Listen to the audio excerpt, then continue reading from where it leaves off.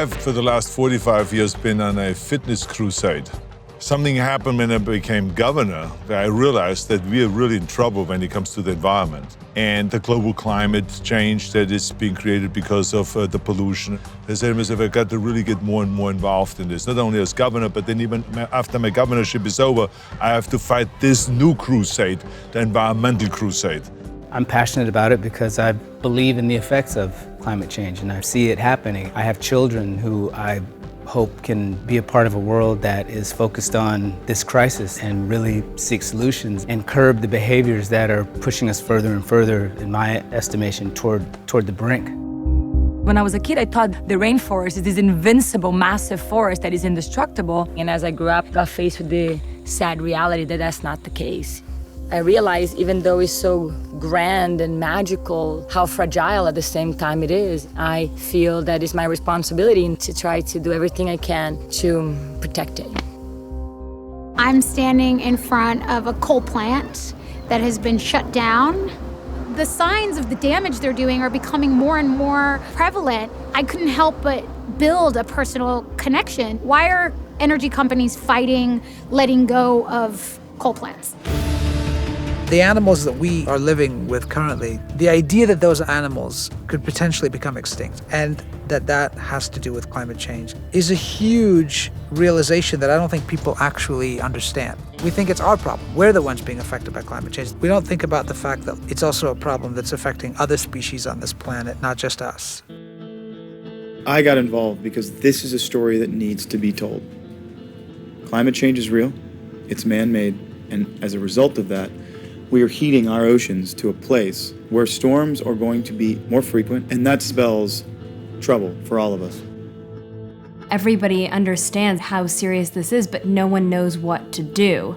I think it's time that we start embracing solutions. Carbon pricing is restructuring our tax system. It's the only true solution. So many people want solar power, and it's being blocked by so few. It's infuriating. This is an easy solution. I hope people feel that way too and make solar happen faster.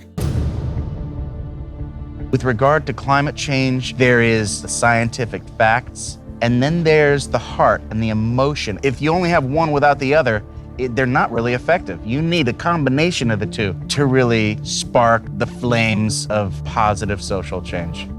I'm curious to understand how the carbon that we're putting into the air has the power to affect all of the world's oceans. I hope this whole series pushes us into a place where we choose that this is worth preserving. Climate change plus soaring population plus globalization means that people can't live on their farms anymore in Africa. The farms cannot sustain the population here.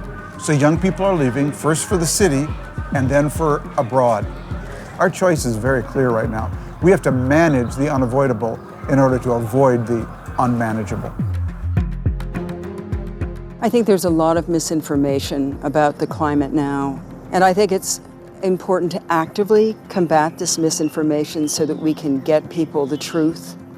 Whatever man has done to upset the world's balance, I want us to fix. It has been like a very intensive grad level course in electric vehicles and autonomous ideas. I really feel like this is important. It just feels like there's a possibility that these ideas can be real much sooner than I would have guessed.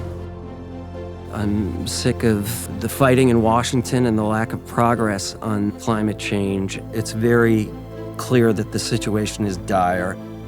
What's optimistic to me is I'm seeing the people are ahead of the politicians here on the notion that this is a problem that we have to deal with.